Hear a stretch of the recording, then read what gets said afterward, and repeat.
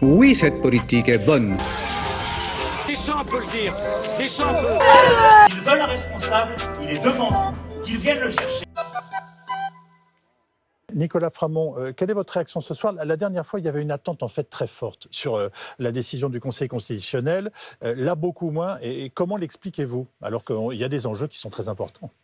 Je pense que les citoyens français découvrent dans un contexte comme celui-ci qu'on est dans une démocratie d'apparence avec toute une série de procédures, mais qui finalement aboutissent toujours au même résultat, c'est-à-dire que le programme décidé par un candidat, un président tout-puissant et, on va dire, une classe dominante passe quoi qu'il arrive. Il existe des recours, mais ces recours sont globalement fictifs. Et pour moi, le Conseil constitutionnel, c'est un recours fictif. Mais vous nous dites que c'est une pièce de théâtre C'est une pièce de théâtre auquel on assiste et les gens s'en rendent compte de plus en plus. Et autant la dernière fois, j'ai vu des gens qui avaient de l'espoir, qui se disaient que le Conseil constitutionnel, qui est une instance qui se fait appeler les sages quand même, pouvait résoudre cette crise par le haut. Mais c'est pas du tout ce qui se passe. C'est une instance politique composée de gens qui sont nommés par les présidents de chambre et par le président de la République, qui sont des gens qui ont un certain conservatisme, qui d'ailleurs ont une très très bonne retraite, et c'est pas du tout des gens qui vont être attentifs à l'état d'esprit de la population.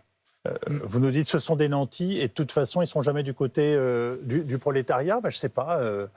Est-ce que c'est ce que vous venez de nous suggérer comme idée? C'est bien ce que je viens de vous suggérer comme idée. Effectivement, on a des instances politiques qui donc ne sont pas du tout représentatives de la population. Il n'est pas du tout étonnant qu'elles ne soient pas sensibles aux craintes de gens qui sont des travailleurs, qui vivent le travail dans leur corps, contrairement à toute une partie de la classe politique, il est vrai. Donc il n'y a pas vraiment de surprise par rapport à ça. Et voilà, on est dans un régime qui a eu l'apparence d'une démocratie, ce qui fait que ça peut susciter des attentes, mais qui en réalité est plutôt un jeu que la plupart du temps, les classes laborieuses perdent. Voilà. Et c'est comme ça depuis des dizaines d'années. Laurent Neumann ? Non, juste un petit mot pour amender un petit peu ce que vous venez de dire.